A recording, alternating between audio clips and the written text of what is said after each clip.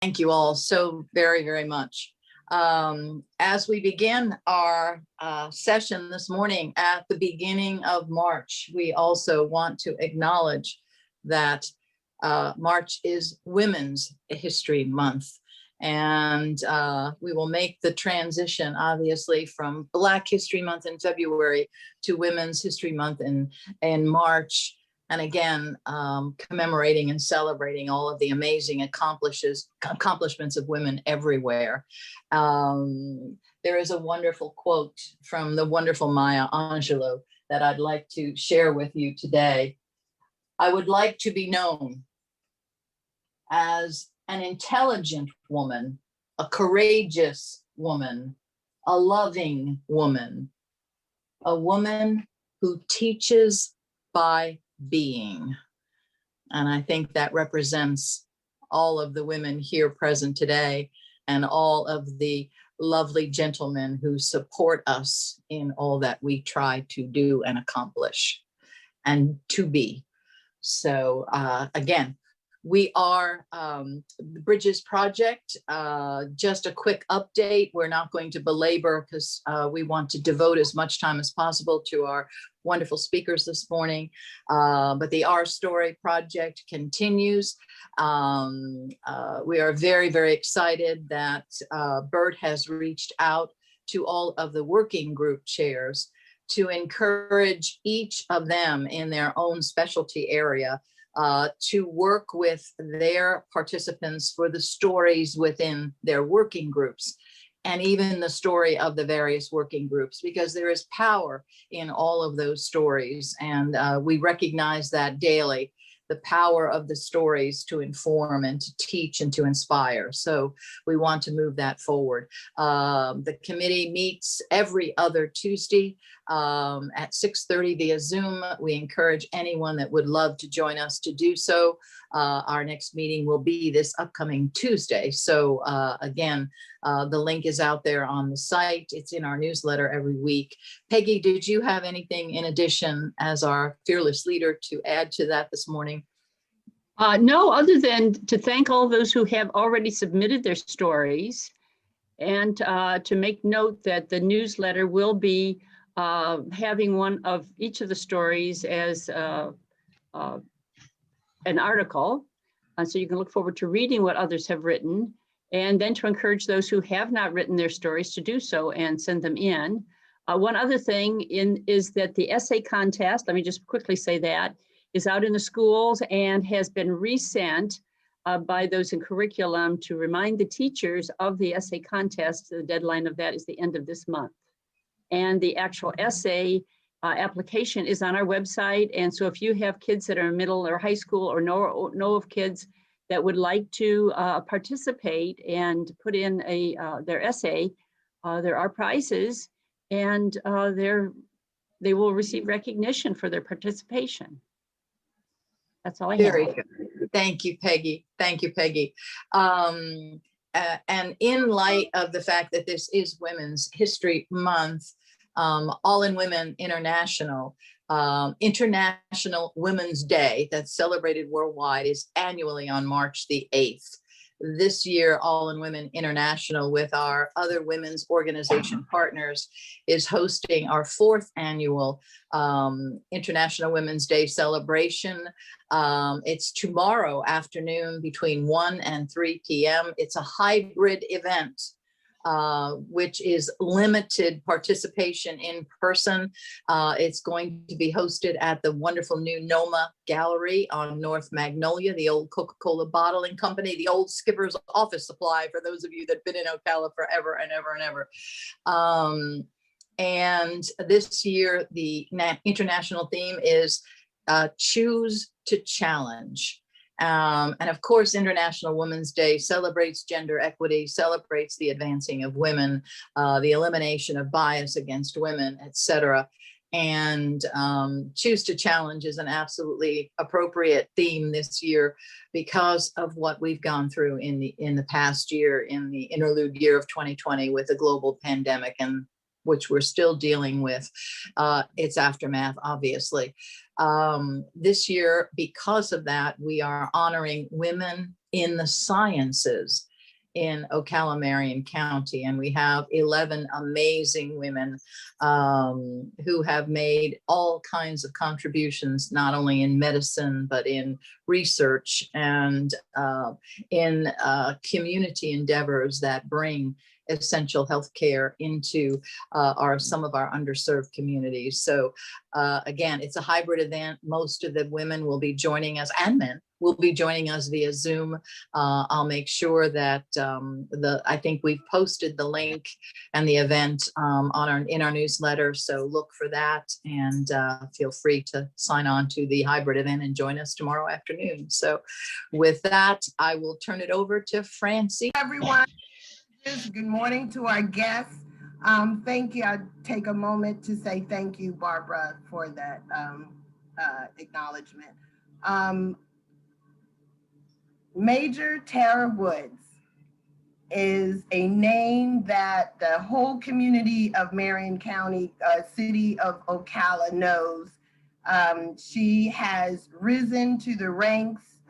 She is approachable. She is wonderful. She is a person that our young people look up to, and they love speaking with. Whenever I've seen her at an event or activity, I'm so proud to be able to introduce her as my friend, to represent. What wonderful person to represent Women's Month is to speak to our newly retired, but never will be far from us, I hope, Major Tara Woods. Ms. Woods, please join us, please share. Good morning, good morning.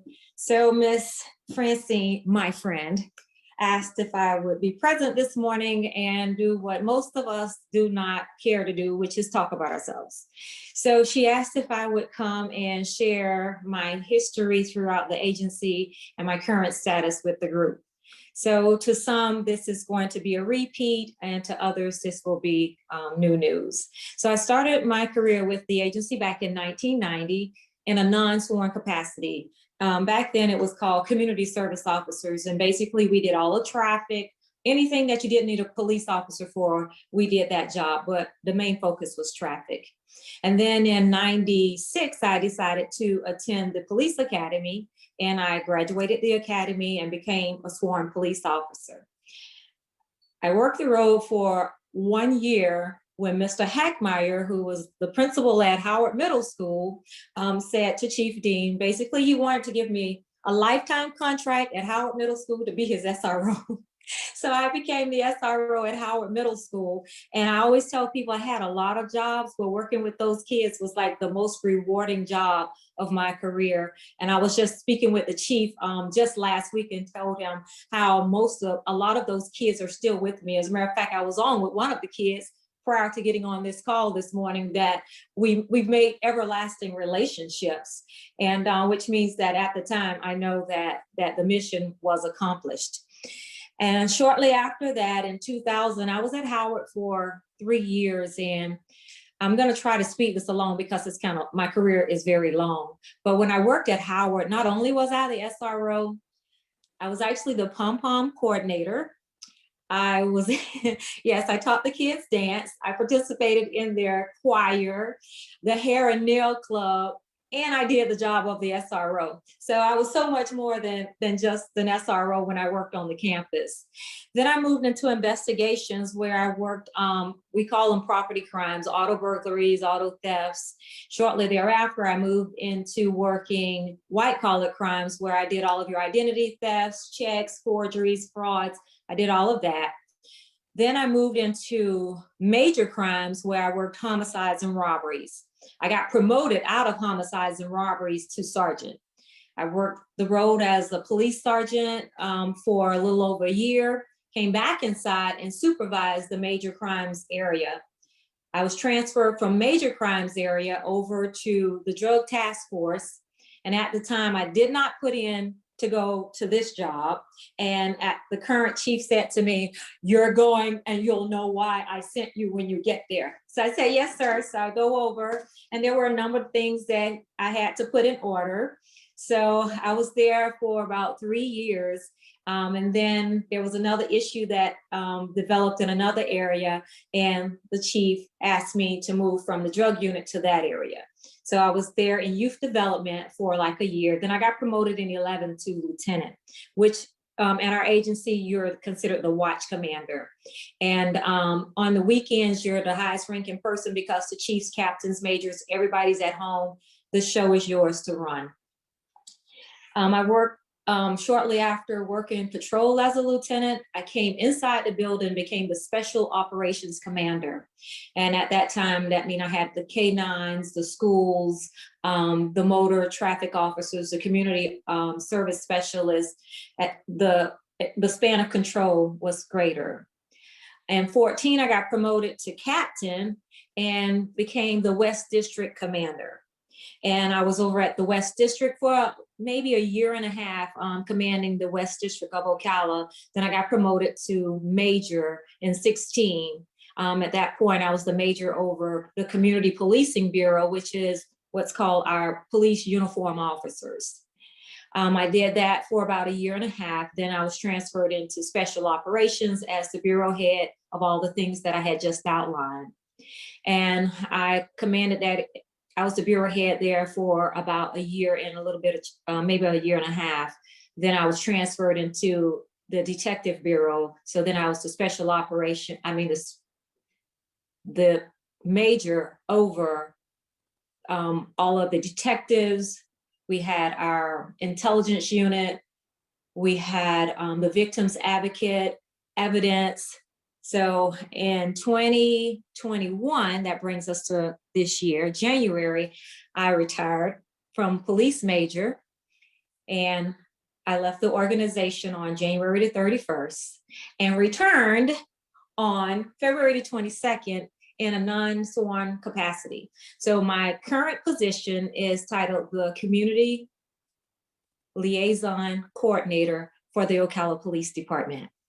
That job, my responsibility, Chief Balkin and Chief Graham, this job was created solely my focus is to make sure that we merge any gap that we have between the law enforcement and the community, and to have police presence at pretty much anything that's going on in the city of Ocala. My job is to try to have that face there. And most of you know, if you've been in a meeting, 9 times out of 10, you've seen this face at your meeting, because he wants to make sure that our organization is well diverse in what we're doing and making sure that everybody's feeling inclusive. I have a number of programs that I'm taking out to the community. I kicked off last month with the Ocala Police Department READ program, Read, Explore, and Discover. That program, we go, the officer and myself, into various locations and we read. And the Discover component is where the kids get to just chit chat, ask the officer anything that you wish to ask the officer, and we have dialogue.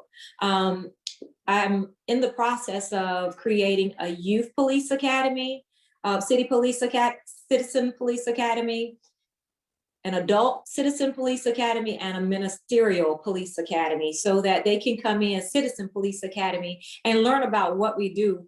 What I found when everything was going on around the world, they might have policies in New York that says you can do and they will do A, B, C, D, E, F, and G. And people automatically assume that, well, if they can do it, then OPD is doing the exact same thing. When in fact, half of the time our policies are so far from those. And so this will give us an opportunity to have the youth understand, the ministers understand, and the community understand our policies and our procedures. So I could talk on and on about the current job, because I honestly believe that there's a lot of work for me to do. And if any of you have any programs or anything going on that you can, you would like the Ocala Police Department to be represented, just feel free to give myself a call. I'll put my phone number and my email in the chat box. That way, if anybody need to reach out, feel free to do just that. And I'll end it there. So so Chief Henry and Chief Balkin, I'm here and I'm ready to work. That's all I have, Miss Barbara. I'll turn it back to you, Miss Francine. Well, I'm going to start with the first question. Okay. You said that you are involved with a number of different organizations. Yes. I would like to I would like to approach the board to please make her an honorary member of Bridget. Ms. Barber, can you add that to the board meeting? Yes, Because ma'am. I think having Major, now, are you still considered Major Woods? You Are can call me Miss Woods. Miss Woods? I think that Miss Woods would be an definite asset to our organization. I know that there are quite a few, as we talked about earlier, quite a few people that you have seen growing up. Do you have any particular success stories that you can share with us? I'm sorry, you There- faded out. Yes, I know that you're working extensively with young people through the years. Do you have any success stories you can share with us? Well, I have one. As a matter of fact, the person that I was on the phone with that I befriended when I was at Howard Middle School, she's been with me forever. She just got out of the military, and when I tell you step by step in her life, she always called and wants to communicate how she should move and what direction. So she actually got injured in the military, so she just came back home less than a couple of weeks ago, but she's already re-enrolled in college because I'm like, you're coming back, what is the plan? So then she moves forward in trying to do something back in the community.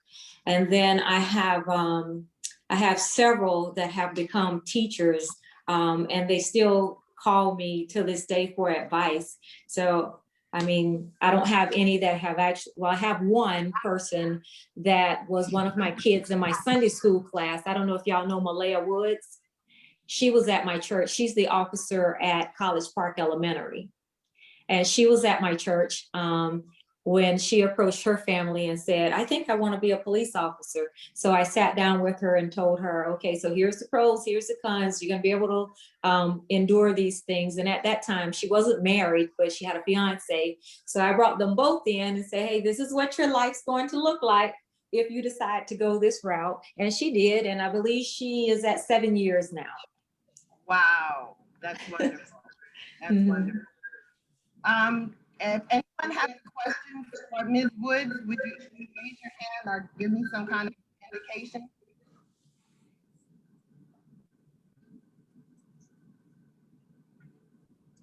Yes, Gorham. Yeah, Gorham and Henry. Gorham, you're on mute. Can't hear you, Francine. You came in. I was asking, did you have a question for her? You were nodding. Oh, yes. Major Woods, I had a question for you. On your Mhm. reading programs, and some of us have learned to do that, do you need any help from adults to just come into your program and supplement your reading efforts? Absolutely. Ideally, I like to have someone from the community and a police officer is how I've been moving along in the program. So I'm always willing to take people that are reading. As a matter of fact, oh my God, her name just escaped me, but she's on the school board. She volunteered to actually come, not Allison B. Campbell from the Children's Alliance. She's Beth? agreed to come. Yes, Miss McCall. Ms. Yes, McCall, she's executive director, agreed. yeah. Mhm, yeah, she's agreed to What's the come. and be one process what's the process of getting approved to do something like that? Me having Mr. Gorham Black come and read. Gotcha. Thank you. No, I'm that's writing- great. I'd love to do it. Yes, Yep. sir. And I would love to have you. And I'm pretty sure you're an energetic reader, so I'm definitely gonna be looking forward to that. And what grade, what age or grade range are the children? I'm reaching out to all age groups. It depends on where the location is, depends on what book is identified for that location and the majority of whatever the kids. So last month, the book was for a person, kids from the age of 6 through 10 was that age group. And then the Boys and Girls Club, their group will be merged from 6 through 8. So it depends on whenever I'm going out, what they're offering me. I try to tailor it to the needs of that location. It just seems to me that between you and Chief Balkin, this would be an excellent way to bring civics back into the youngsters' lives. Teach them what civics means. Yes, usually when I'm identifying a book, it has something to do with leadership, truthfulness. I've identified so many great books, and I have some teachers and some others that kind of help me figure out the best book for the kids, because I don't want to be out in the community sharing something that's totally inappropriate. So, yes, sir. But I have your name. But yeah. Yeah, I have you down, Mr. Gore. Thank you, ma'am. I'm glad to do it. Yes, I'll be in touch. Yes, Henry. Henry? Major, I'm going to still call you Major. Okay. Yes, well, that's okay. Half the building still call me Major. It's interesting. We were all asked to submit questions to the chief and to yourself before, and I submitted about 12 or 13 questions, but I just want to read my second question because you're right on target. Does the OPD, this is for the chief also, does the OPD have ongoing community outreach engagement as a requirement for all officers with special emphasis on creating positive youth interactions? And that's what you're doing. So I commend you. And I joined Gora in volunteering my time. Yes, sir. My expertise to talk to the youth, but I'm going to come from a different perspective. Yes, sir. In high school, I used to love to write poetry, and in college also. Okay. And I read a lot of the great poets. Yes. So I would love to introduce a lot of the young people that you speak to. Okay. And I think that's in line with our poet laureate who spoke at the inauguration. Yes. I'm a fan of James Baldwin, also Robert Frost, and I could go on and on and on. Our children really, for the most part, really don't understand how poetry is so lyrical. And because I love jazz, it is improvising on words and feelings. And yes. I love poetry. So yes. You've got to volunteer. Thank you. Thank you. And by the way, I'm going to send my 12 questions that I sent in both to you and to the new chief. And yes, sir. We can talk about, because they go into a lot of details about a lot of stuff. And you know me, yes. I never stop talking stuff. Yes, sir. Look forward to getting them. Yeah, just know that Barbara Fitos has the questions, so. Yes. Oh, okay, great. Yeah, and yeah, we're going to work through as many of them as they can after the chief presents, Henry, and we're going to alternate between questions today and the questions that have been previously submitted. There is some overlap. There is some common denominators in the questions, so they can be covered, I think, in combining that, and we'll get to as many of them as time permits. So,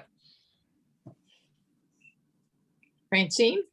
Is there anyone else that has a question? Francine, this is Whitfield. Yes, Miss. Okay. Yes, Mr. Jenkins. I just want to congratulate Tara. I have been blessed to be in this community for 80 years, and I have a long history going back with the Ocala Police Department, going back to Chief Alvarez and every chief that the city of Ocala has had. I also go back to the period when there were only 2 Black officers, Jones and Smith, with the Ocala Police Department, where their authority was only to arrest Black people. And so I have the complete history. I can appreciate the careers of Tara, Rodney Smith, and many of the first Black officers that has done so well in bringing us to this day. So I just want to take this opportunity to say congratulations, Tara, and I look forward to working with you. Thank you. Miss Delphine, did you have a question? You need to unmute yourself, ma'am.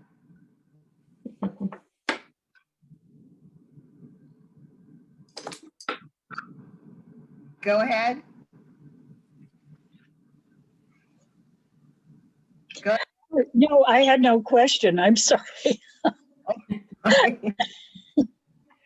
Okay, thank you so much, Ms. Woods, for sharing with us your exemplary career and your commitment to Ocala and to our young people.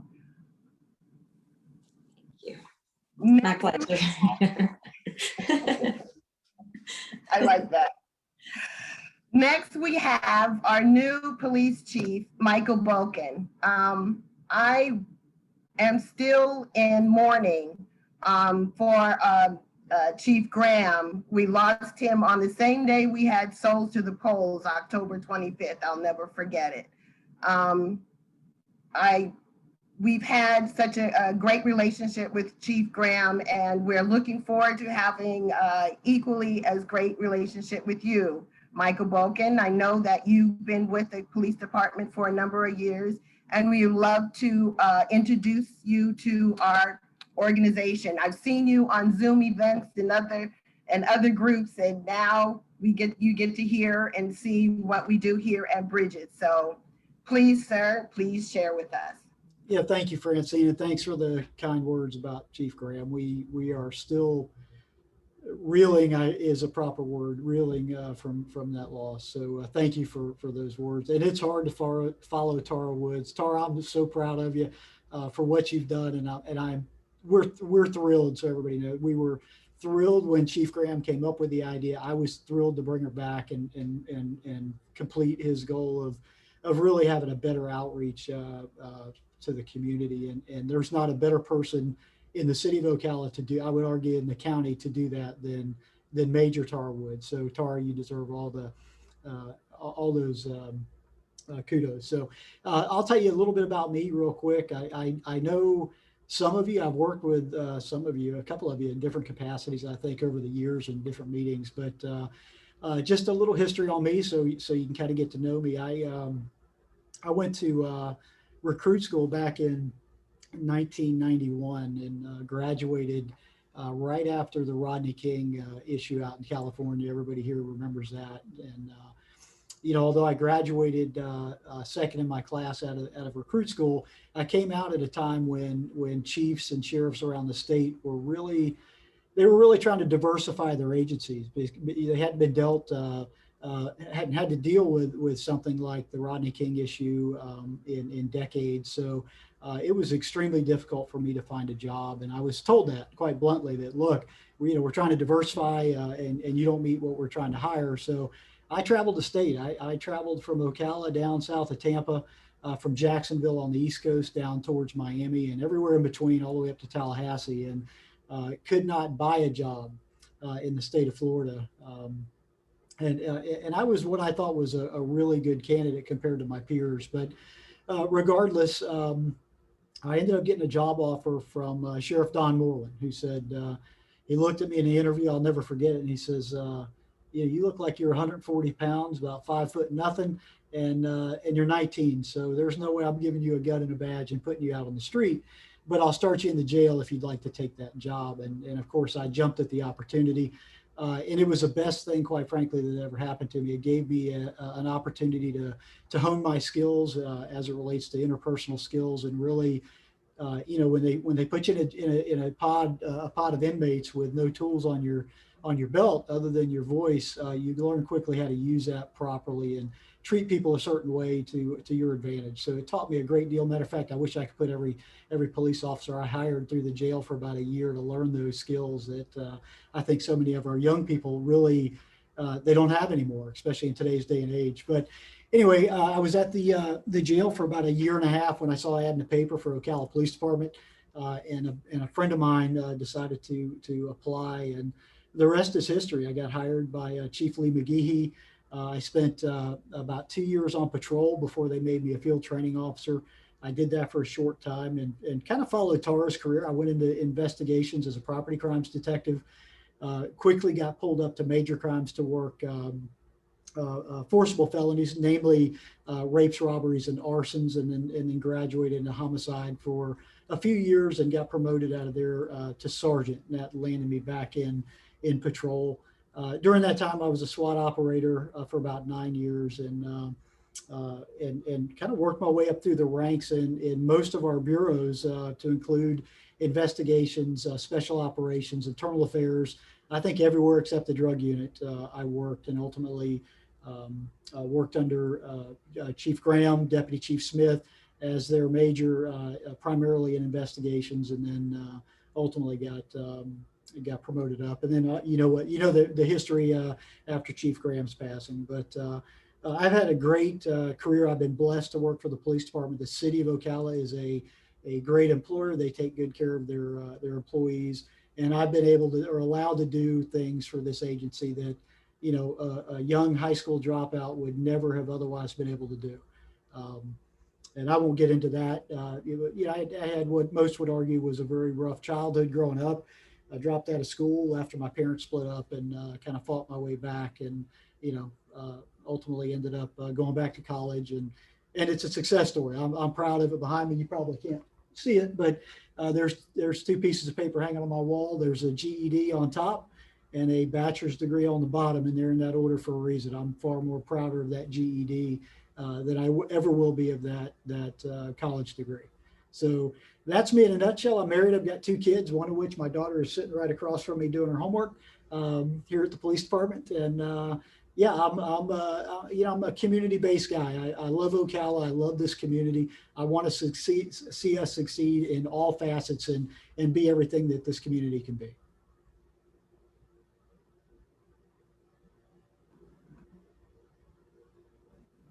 Thank you, sir. Yes. Barbara, you have some prepared questions? Yes, I do. And it's interesting, as I said, how much they do dovetail, but I'm going to start with one, and it's kind of an overview, Chief, and it basically talks about OPD's written diversity goals. And the more specific question is, what specific policies, rules, procedures, training, etc., exist in the Ocala Police Department designed to accomplish equity, fairness, and the diversity objective goals pertaining to recruitment, hiring, training, promotion, and the treatment of minorities? Yeah, and I'm not going to try to recall all that in writing, Barbara. That's okay. And I'm not going to pull it up and read it to you. Part of our mission, obviously, is to make sure that we're diverse across all of our ranks. And I took that extremely serious. I'll start with the hiring, because there was a lot of questions rolled into that. But I'll start with a focus on hiring and recruitment and retention of police officers, and really all of our employees, because we hire so many non-sworn as well. And I took that mission on for Chief Graham when I made deputy chief, because quite frankly, I thought it was the most important thing that we do. And it was kind of interesting, because I started going around to these recruit schools, and what you notice is a complete lack of diversity that starts in the academies themselves. So you walk in, with hopes of really creating a police department that mirrors the demographics of the community that we serve. And that pool of candidates that I'm looking at when I walk into these schools, and I don't care where it's at, if it's up at Santa Fe, or in Gainesville, or Withlacoochee, over in Citrus, or Lake Votech down in Lake County, or even here at CF, you notice that you walk in and the vast majority of the recruits are white males. And I bring that up to the directors and the coaches and explain to them, look, when we're trying to better diversify in our recruitment and our retention, obviously it would certainly help us if that was done at the school level, where we're primarily recruiting folks from. So we really pushed outside of that, because that wasn't quick to change, and still hasn't changed, I would argue.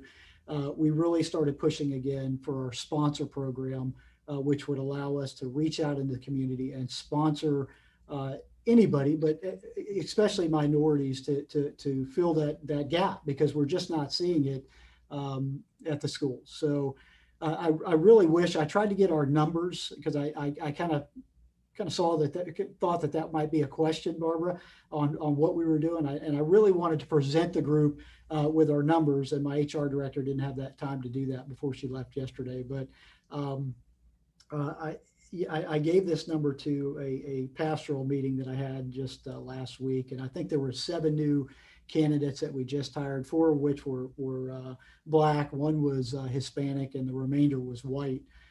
And I think if you look at the new hires coming in, to include over the last 2 to 3 years, not just under me, under Chief Graham, certainly, you will see that our diversity has been greatly improving at that level. Where we're missing the boat certainly is at mid-level staffing areas or ranks in the ranks to pull from, because we've had so many of those folks leave us in very short order.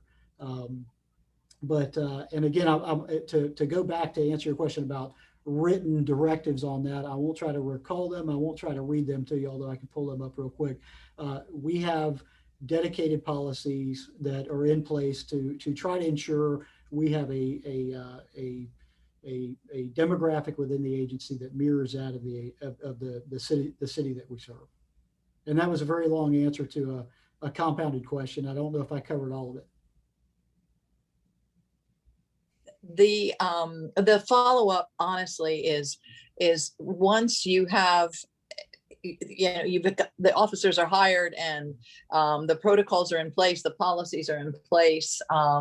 The follow-up question to that was training on cultural sensitivity, systemic racism, implicit bias, and dealing with mental health issues.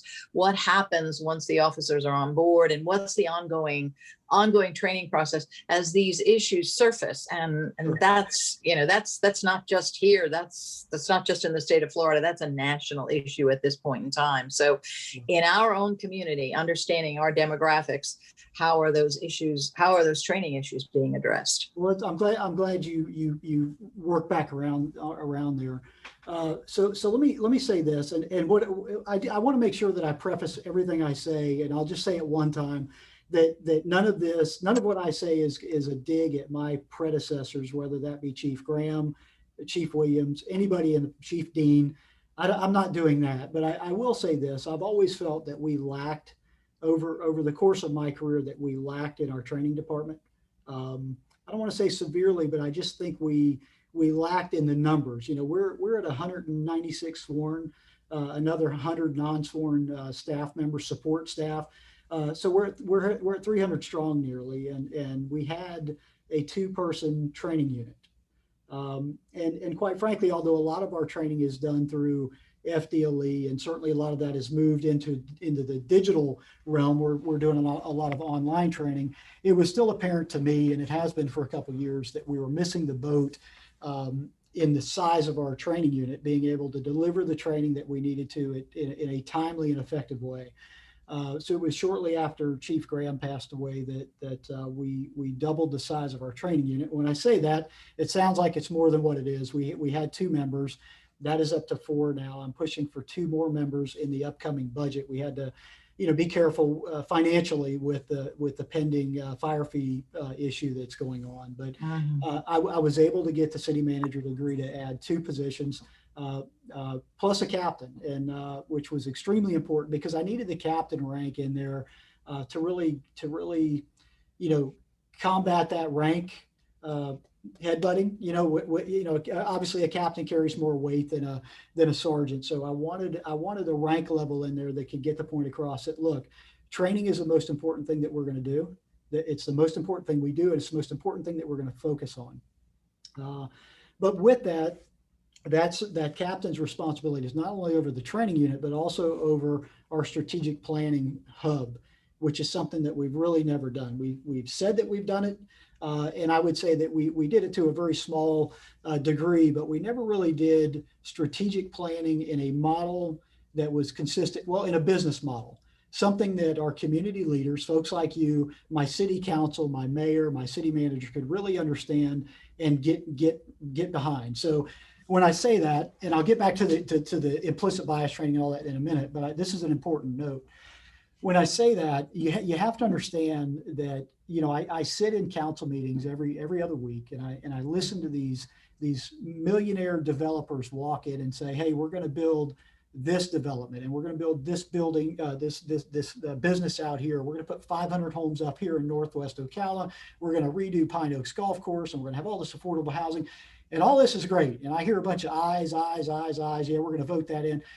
But you know what I never hear is somebody say, hey, Chief, could you come up here and speak to how you're going to effectively deliver police resources to these new developments with the resources that you currently have? So I said, look, I'm not going to be that chief. I'm not going to be the chief that council calls up and says, hey, why haven't you been effective in this area of Ocala with all this crime, and not be able to say, you know, I tried to do that, and because you cut it or because of whatever, I'm going to have an answer. There's going to be an answer from this chief of police on why we couldn't do that. So the real purpose is we have to get way ahead of the game. In other words, if there's a development that is going to go into the city of Ocala in 2022, then I have to have already understood that. I have to know when those people are going to move into those houses, and I have to have cops hired today, because it takes me a year to get them through to get them through our background process, to recruit them, to get them through police academy, to get them through our orientation, and then our field training program is 12 months. So, you know, historically, we're very anecdotal. I would argue that that's the case across the country with police departments, because we base our growth on call volume. In other words, when the call volume gets too high for us to meet, then we have to hire more cops. We're already a year behind then. That is way too late. We have to get ahead of the game, ahead of the curve. So I say all that to say this: in order for me to effectively train, I have to have the resources available to fill that training unit and ensure that we have the time and resources available to do the training that we need to do. And I don't mean a 30-minute training video on racial profiling. I mean real training that these officers are going to soak up, and it's going to sit with them. So what I'm talking about is one-on-one training, very acute, laser pointed training at our deficiencies. And when I use that word, don't take me on, I don't think we're deficient, but let's face it, some officers do better in certain areas than others. And I want to, you know, really develop a training program where if I identify Barbara early on in her career as having an issue with verbal communication skills, I want to nip that in the bud. I don't want you, what I don't want to do, Barbara, is give you the rope to hang yourself and end up having a lawsuit, a use of force issue, or a legal issue that causes me to either arrest you or terminate you. You know, it's far cheaper for me to fix you earlier on and meet those issues head on and save you as a salvageable employee than to work on the back end.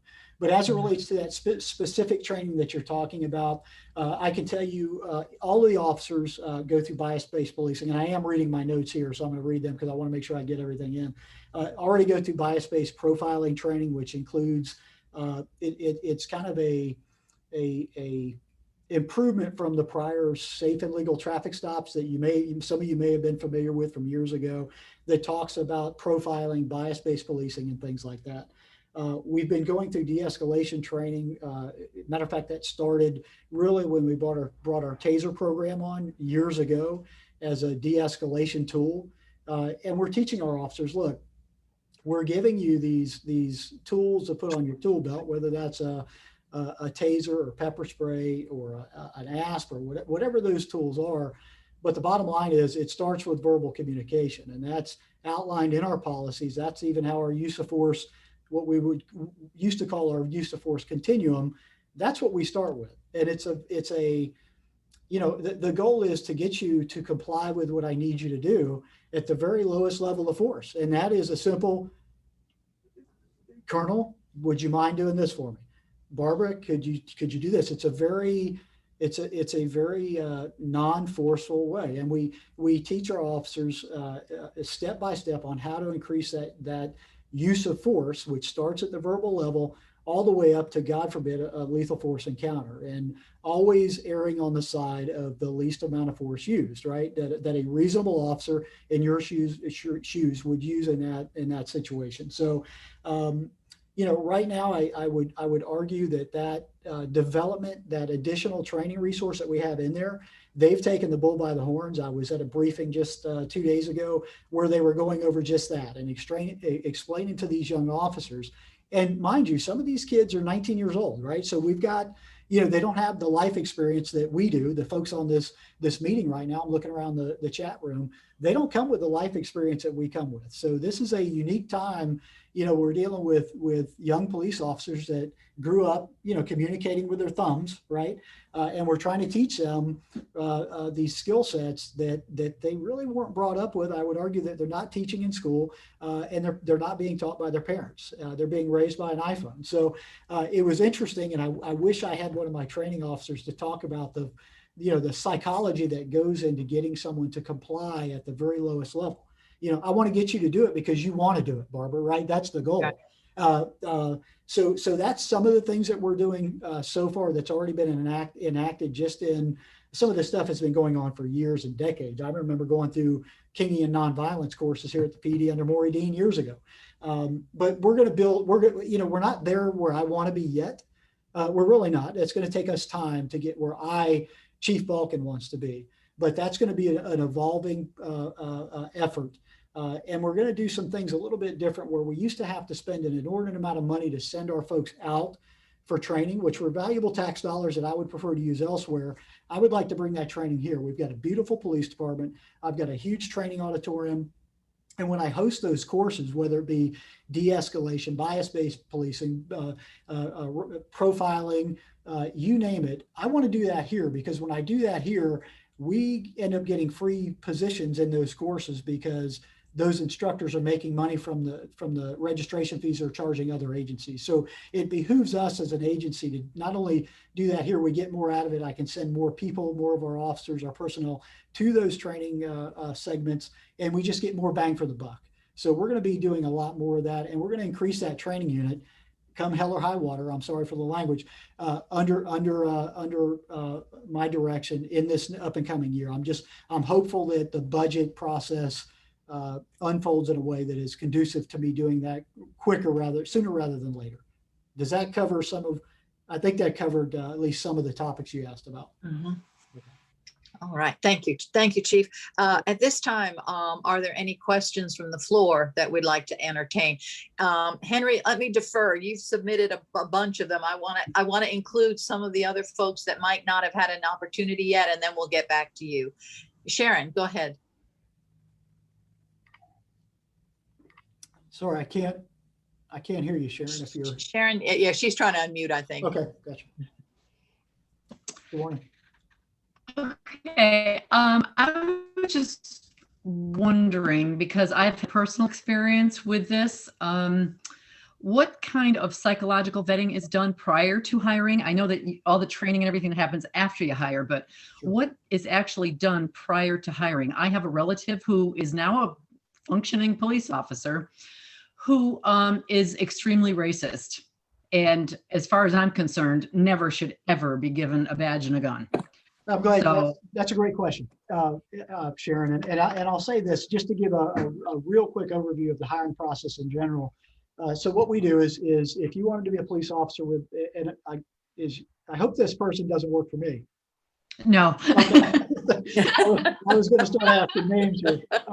So I'll say this, Sharon. The way the hiring process works, if you want to be a police officer, if you have a certification already, you've already put yourself through recruit school. Our sworn certification police officer position remains open all the time. You can apply online. We'll get your application.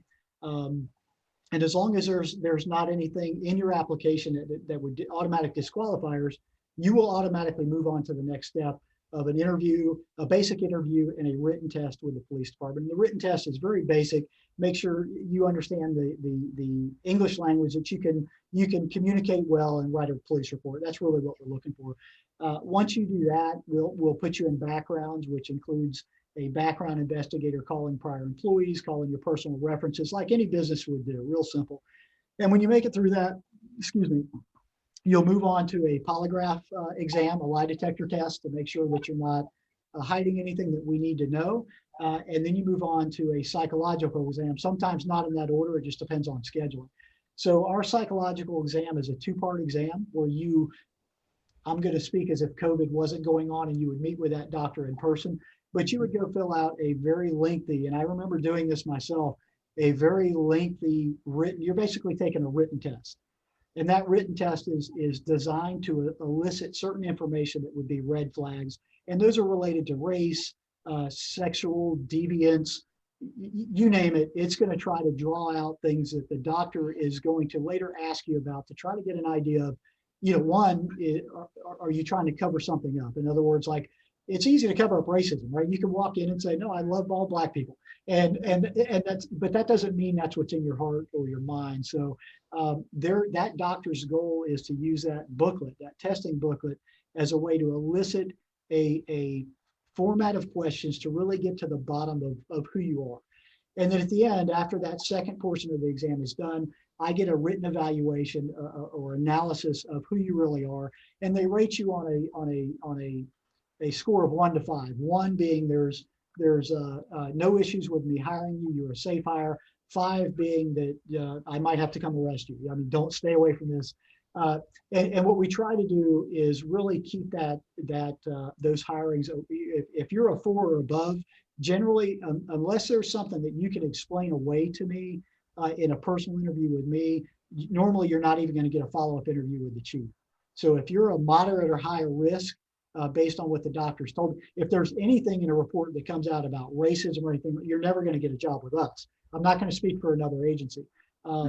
There's some things that, there's challenges that we deal with. Keep in mind that although I don't want to lower the bar, I will always try to keep the hiring bar at the highest possible level. However, there are times when we do have to make a judgment call on, individuals that they're questionable.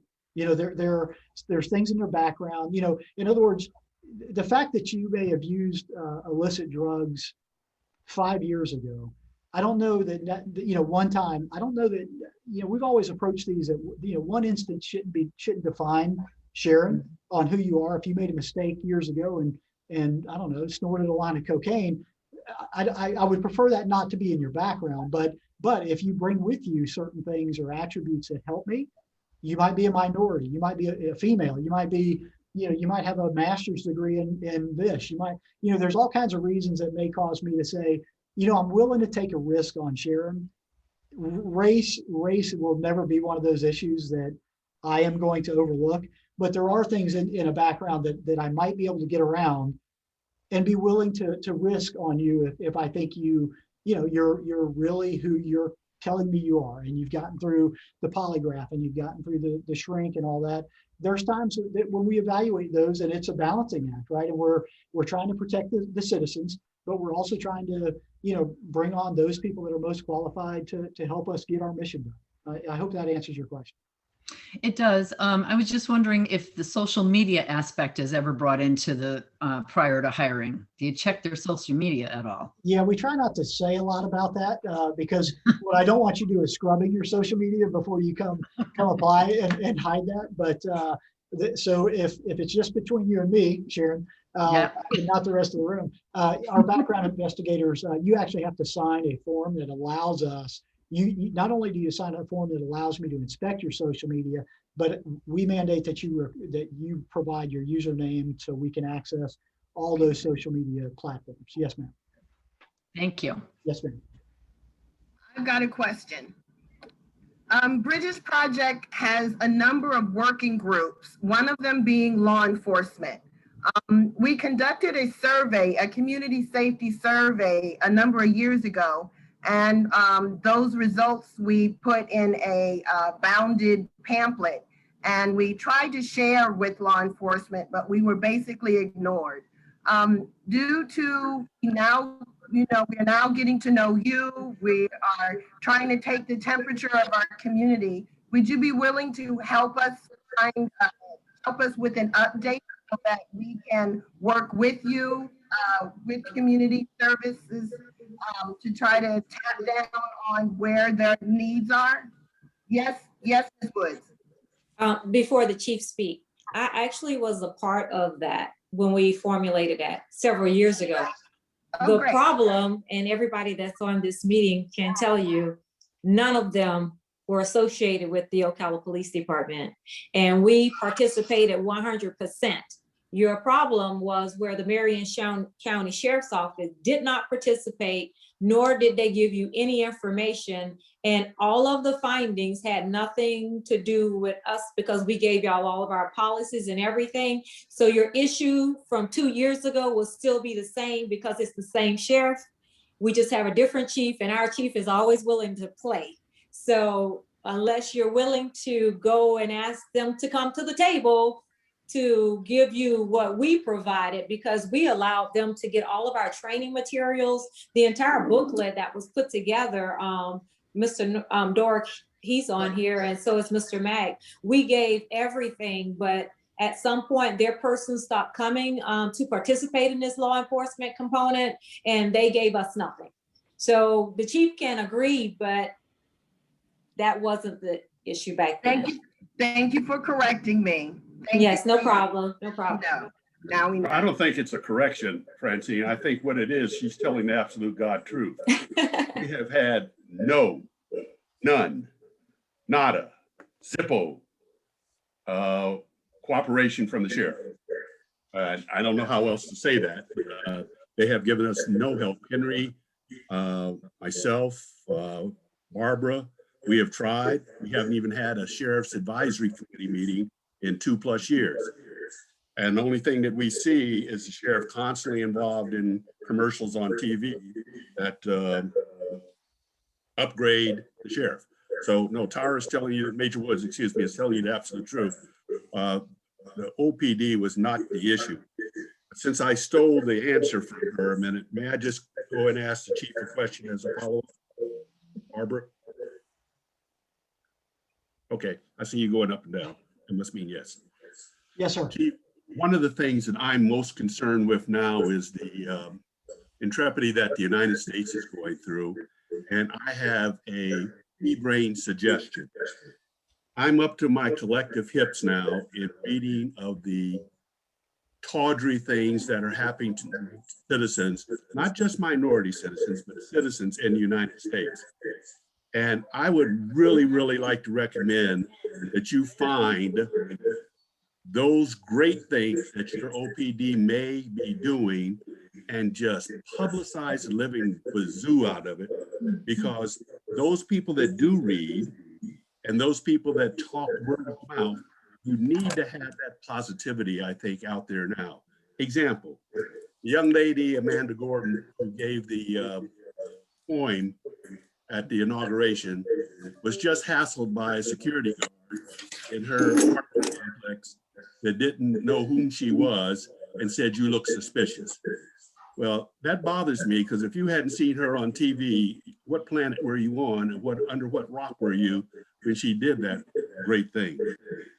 Yet and still, there's another policeman who went and took a guy to some auto parts store and bought some tape and taped back on his right rear glass and said, "Hey, get it fixed when you have time."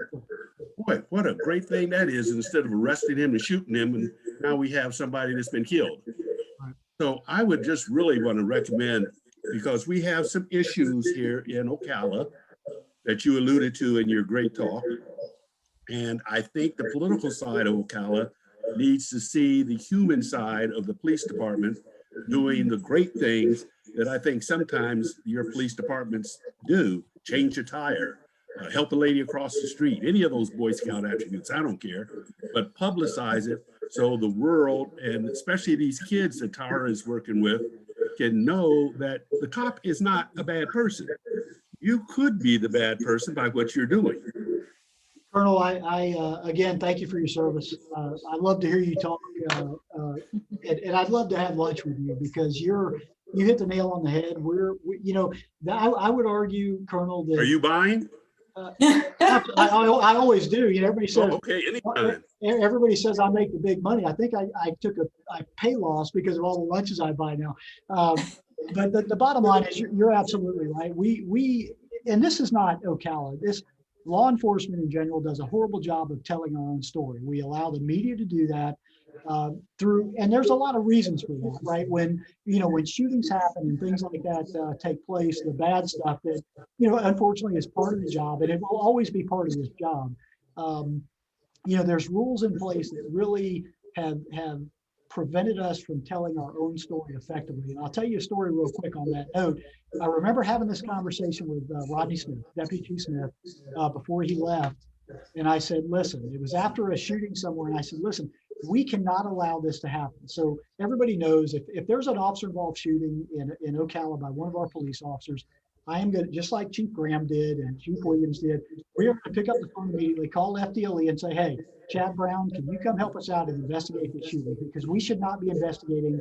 No police department should investigate their own shootings. That's just, we know that. They always come in and they always investigate for those for us as a favor to us. They don't have to, mind you.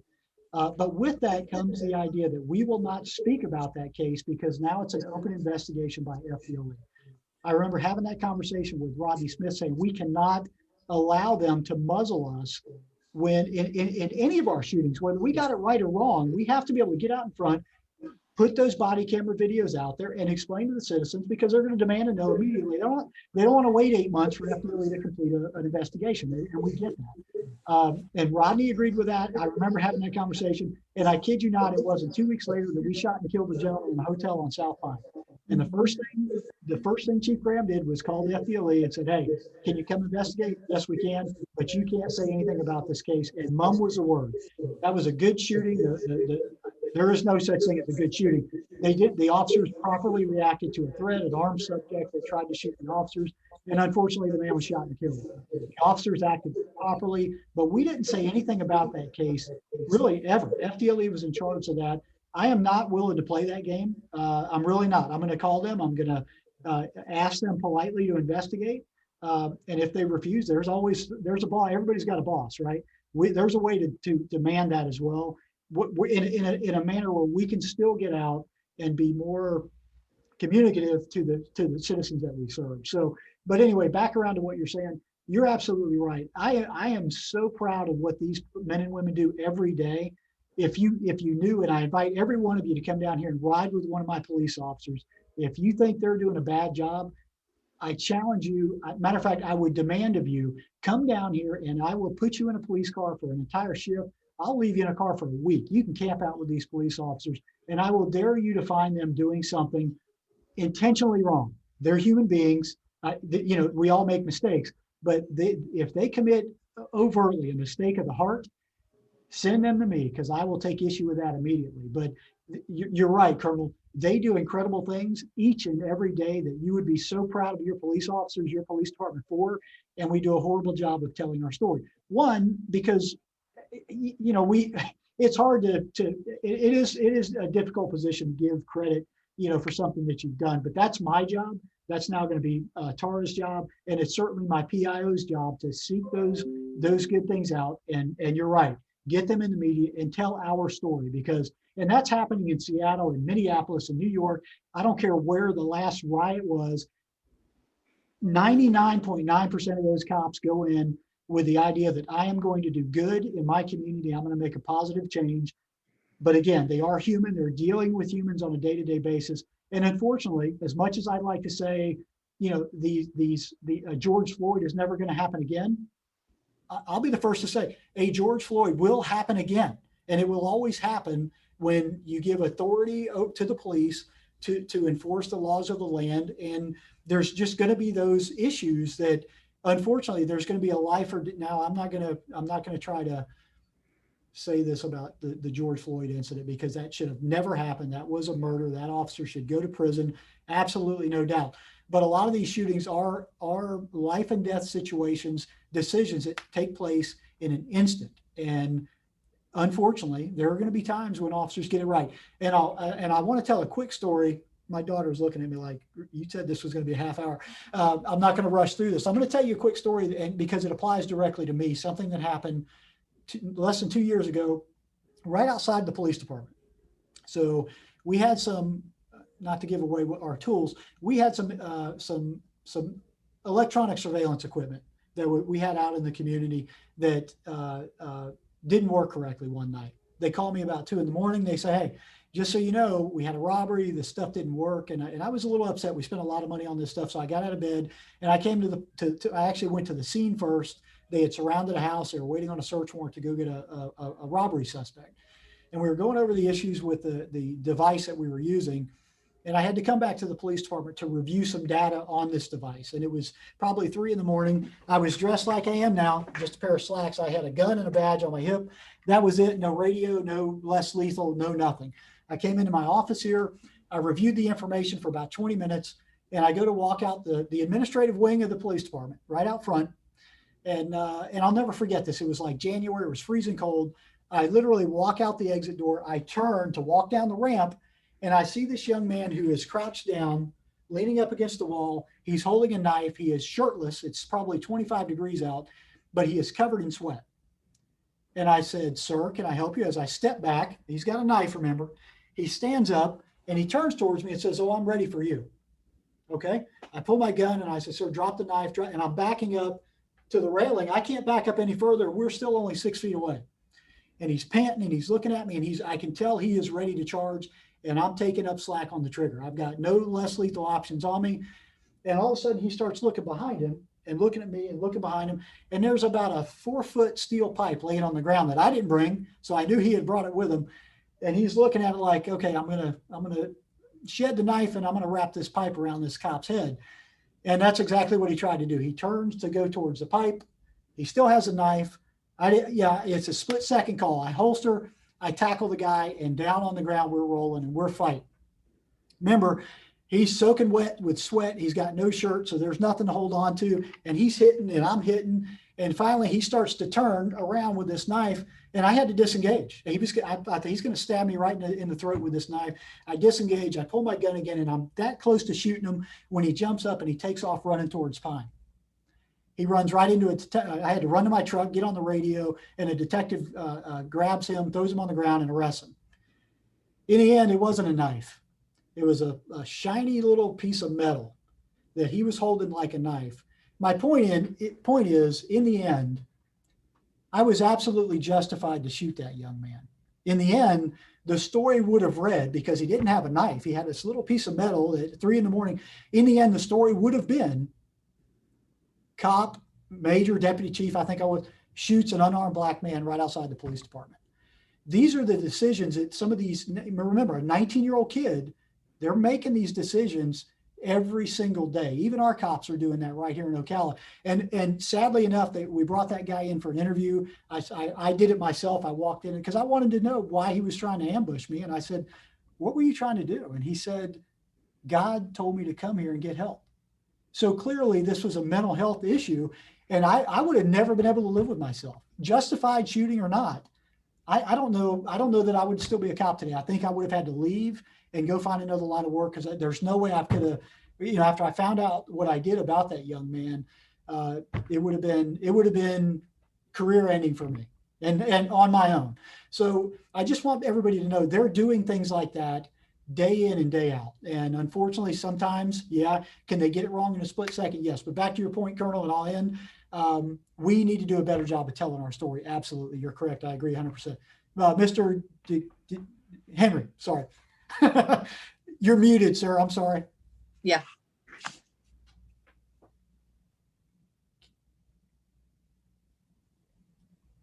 Chief, that Yes, sir. story crystallizes something I was going to say to you about the young cops today. Mhm. So many young cops today, and I belong on an organization. I'm the vice chair of the National Police Foundation, and we do research. We were started 50 years ago after the riots in the 60s and the Kerner Commission and all of those things, okay? Right. So many of the young cops today that we have looked at are afraid. They're not like you. They're not like me. Of course, I joined the police department in 1965, a long time ago. Okay. But young cops, so many of them are afraid. They've never been in a fist fight or anything like that. They've never been slapped. They've never been in the military. So they're afraid. I mean, they really are. When they walk up especially if they're by themselves and they walk up to a car or something, or they're involved in a situation like you were involved. You may have been afraid, but you also were thinking about, okay, when he ran away from you, should I have shot him in the back? Oh, no, that never entered my mind, just so you know, but point well No, I taken. know Yes. that, but a lot of cops who are afraid might do that. I'm going to give you a story. This happened back in 1969 when I was a rookie almost. Right. And a young man had stolen a car and I was chasing him down on 42nd Street of Manhattan. Okay. And he turned a corner. And when I turned the corner behind him, he swung around and he had something they call in those days a Saturday night special. Right. This was a gun he bought, in the black market. It was a revolver. Sure. And he put it to my head. And I'll never forget this. But at the time, I also, like you, I had 2 young kids. And I looked in his eyes and I said, this kid doesn't look like he's more than 16 or 17 years old. Now, the advantage I had in those days, we carried nightsticks. We call them cocobolos. I dropped to my knee and I hit him. And I broke both of his shins because I used to teach defensive tactics. Now, that might seem like it's cruel, but I didn't kill him and he fell down and he started crying. Now, the end of the story is when I went to court on pre-arraignment, his mother was there. Mhm. And he came in a wheelchair, his legs taped up. And the judge said, and she said, wait a minute, Judge, I want to say something about the police officer because my son, I could have been visiting him in the morgue. And this police officer was justified in killing my son because I know when he put the gun to his head and it misfired, because those Saturday night specials, they were a mess. He would have been justified in killing him. But look what he did. He broke both of his legs, and maybe that'll be a lesson. Right. The end of the story with this young man, the end of the story, and it sometimes brings me to tears.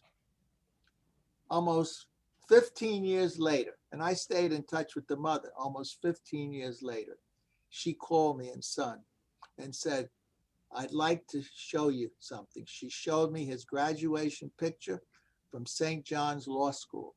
Wow. And he ended up as a prosecutor in New York. Outstanding.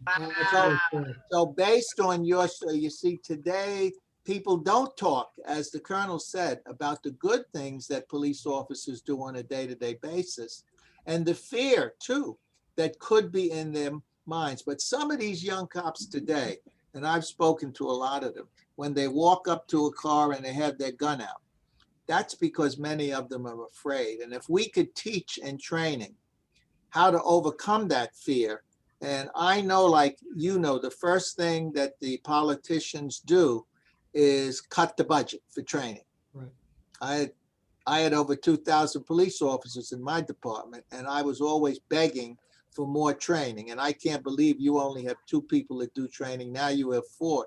You really need to have a lot more than that, because training is about changing the culture and teaching young officers and those through the ranks consistently about what you need to do to keep the community on your side, because we are supposed, and this is a cliche, to protect and serve. And we do it every day. Yes, sir. So I commend you. Hey, thank you for your comments, Henry, and thank you for your service in the police force. You're absolutely right. As much as I want to disagree with you and say, no, none of my officers are scared, I think that's almost trained into them. And I have an issue with the recruit schools, and we tend to focus more on office. And I hate to say this too loud here from my office, but I do think we sometimes focus too much on officer safety. And I've always said, you don't get to put your safety, officer safety, ahead of the rights of the citizens that you serve. And that's a hard thing to tell your police officers as the chief, that you have to put yourself second, but you signed on to serve. I would say serve first, protect second. And it's a hard thing to get in somebody's head, but we're going to be working on exactly what you're talking about as we progress with this training, this change in our training culture. So I appreciate your I'm here to help you. I'm here to help you. Yes. As the Colonel Thank you puts so much. Thank you so much, Chief Balkin. And thank you, Ms. Woods. We are so happy that you were able to come on and share. Hopefully you've answered some of our questions, alleviated some of our concerns. And we hope that this will be an ongoing conversation. Various members, as you see, various members of Bridges are committed to the safety and the lives, improve the lives of our community. So we are grateful that you came aboard and that we have that continuing conversation. Thank you. Thank you so much. Okay, Barbara. Thank you all.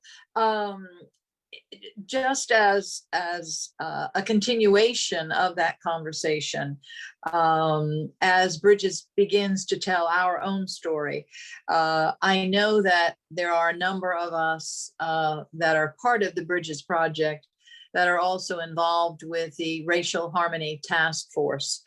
And I know that City Manager Sandra Wilson has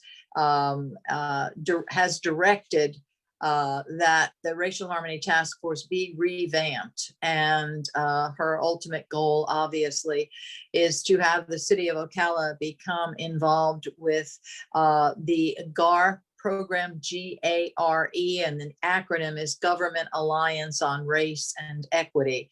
And Chief, just as you mentioned, there may be some budgetary issues coming up because of the issue with the fire assessment, et cetera, until that is resolved and settled.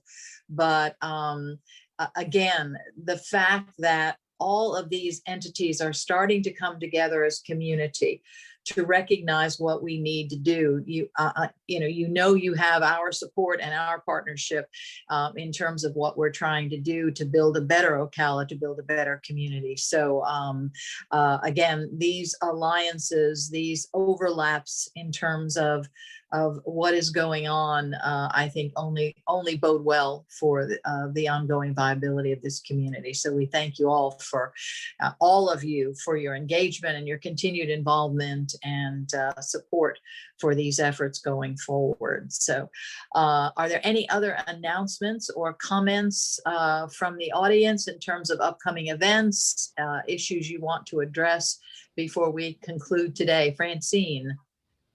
Yes, thank you. Representative Yvonne Henson, I'd like to announce that our farm share food giveaway distribution will be held in Reddick. It will be held at the North Marion Middle School on Friday, March 19th at 10 o'clock. We're asking if there's anyone who's interested in helping volunteer. Please just send some prayers that way. We're hoping to feed between 500 and 600 people. It is all CDC compliant. No one gets out of their car. It's a pop the trunk, put the food in there. We are partnered with our Marion County School District. Yes, our Marion County Public Schools with under the Superintendent Dr. Gullett has given us the green light to not only utilize the school, but the forklift and volunteers from between teachers and the students. At our last giveaway at the Hampton Center, we had 40 volunteers, of which 12 were students that got community service hours. So that's huge. And can you imagine in the middle of COVID, how are these kids getting their community service hours? And I'm proud to say on January 30th, when we did the Hampton Center, again, thank you to Ms. Woods and to Chief Balkin, because they were instrumental in having various police help us map out how we did things. And we are proud to say that no one was sick from our event. We're just very proud of that. We're very proud of our young people, and we hope that we hope that to be able to do that again, because we need to help our community. This is a really tough time. There are Marion County Children's Alliance meeting. I think it's every third Wednesday of the month. There's a number of events that we will put on the news blast. So thank you for your time. All right. All right. Any other announcements for the good of the order? Yes, ma'am. Mary Ann, go ahead, please. I just wanted to let everyone know that we are continuing, the College of Central Florida is continuing our discussion on the book So You Want to Talk About Race by Ijoma Oluo. So if you are interested at all, we are doing a podcast, and that second episode should be coming up fairly soon. You can find it on anywhere that you get your podcast, whether that's Apple, Google, Radio Speaks, and so on and so forth. We are also doing a Zoom meeting with students. I believe it's next week, and where we're going to have an in-person conversation with them about their thoughts on the book, and just have dialogue between faculty and staff and students. So that's what we've got going on at CS. Thank you, Mary Ann. Very good. Very, very good. Yes, another marvelous book. The other book that is making the rounds in terms of various book clubs, various our Crossroads adult discipleship program at Fort King Presbyterian is Isabel Wilkerson's Cast. And that's another one that is life-changing when you read it. And it has started to go beyond just a normal book club read to different organizations within the community. And we're going to get something out to Bridges in terms of those conversations as well. Vanessa and I are working on some kind of book discussion format that we can alert our Bridges membership to, so that we are staying up to date. The book Mary Ann referenced for the college is another one that's on the list. They've done, yeah, you know, again, the Ibram Kendi book as well. So there's a lot out there. Michael Eric Dyson's new one is out. So again, the more informed we can be in terms of those conversations, it's very, very, very, very much important. So yeah. But yeah, those of you that have recommendations, you know, please send them through to BPOC 2015 at Gmail, so that we can start getting that out in some kind of more viable format on our website, through Facebook, et cetera, et cetera, et cetera. So stay tuned for more conversations along those lines. So we thank you all very much. All right, anything else for the good of the order? We will conclude. Go ahead, Francine. You have Juneteenth coming up. Yes. Information next month, but I know Bert talked about it last month, so we'll have more information when she but it is on tap. And there was a question from Jill about in-person meetings. Has the board had any conversations about that? Because we're not all vaccinated. No. I don't foresee it because of exactly what you said, Francine. We had some initial discussions about needing to meet in person about some policy and discussion along those lines in terms of editing in person, and just made the recommendation that it's still too early. So we're going to keep monitoring that, obviously.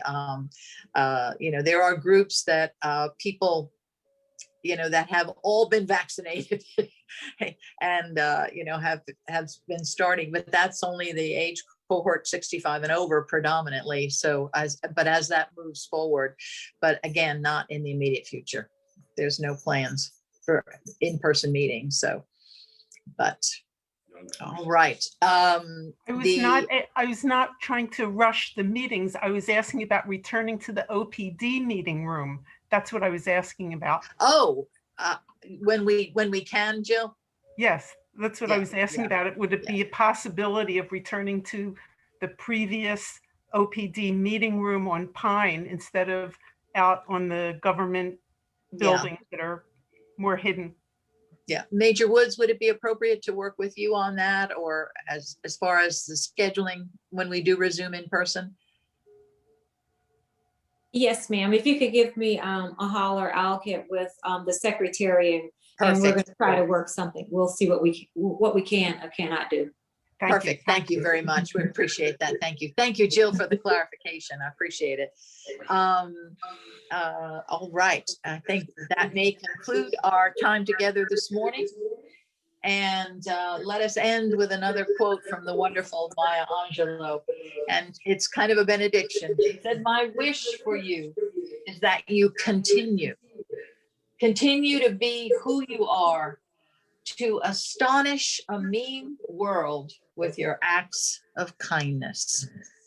And on that note, have a blessed day, have a wonderful weekend, and stay well and safe out there. Thank you all very much. Thank you again, Chief and Major Woods. We